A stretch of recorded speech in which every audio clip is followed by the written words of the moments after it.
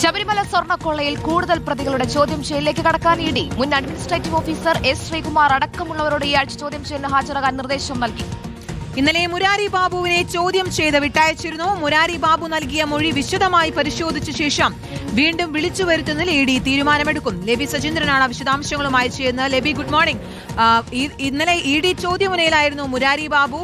കൂടുതൽ പ്രതികൾ പുറത്തേക്കിറങ്ങുമ്പോൾ അവരെ വിളിച്ചു വരുത്തി ചോദ്യം ചെയ്യാനുള്ള നടപടികളിലേക്ക് കടക്കുകയാണ് ഇഡി. അടുത്തതായി ചോദ്യം ചെയ്യുന്ന ആരെയായിരിക്കും? ഇഡി നടപടികൾ ഏത് രീതിയിലാണ് പുരോഗമിക്കുന്നത്? Good morning. ഇഡി ഇനി കൂടുതൽ പേരെ വിളിച്ചു വരുത്തി ചോദ്യം ചെയ്യും എന്നുള്ള കാര്യം ഉറപ്പാണ്. പലർക്കും നോട്ടീസ് നൽകി കഴിഞ്ഞു.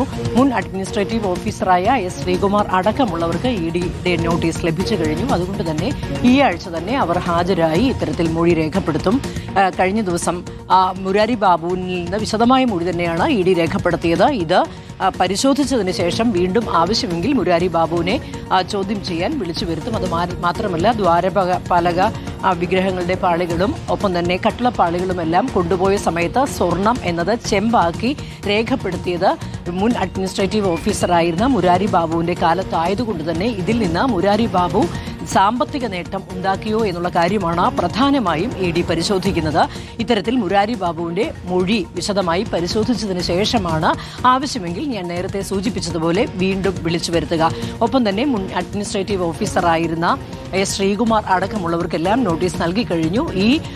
ഇവരെ ഓരോരുത്തരെയായി ഇനി ഈ ആഴ്ചയും അടുത്ത ആഴ്ചയുമായി ഇഡി കൊച്ചിയിലെ ഓഫീസിലേക്ക് വിളിച്ചു വരുത്തി ചോദ്യം ചെയ്യും എന്നുള്ള കാര്യം ഉറപ്പാണ്.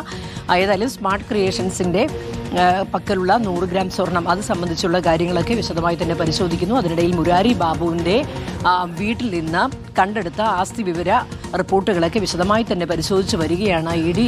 ഇതൊക്കെ ഒത്തുനോക്കി കൂടുതൽ ആവശ്യമുണ്ടെങ്കിൽ കൂടുതൽ കാര്യങ്ങൾ അറിയാൻ ആവശ്യമുണ്ടെങ്കിൽ തീർച്ചയായും മുരാരി ബാബുവിനെ വീണ്ടും വിളിച്ചു വരുത്തും.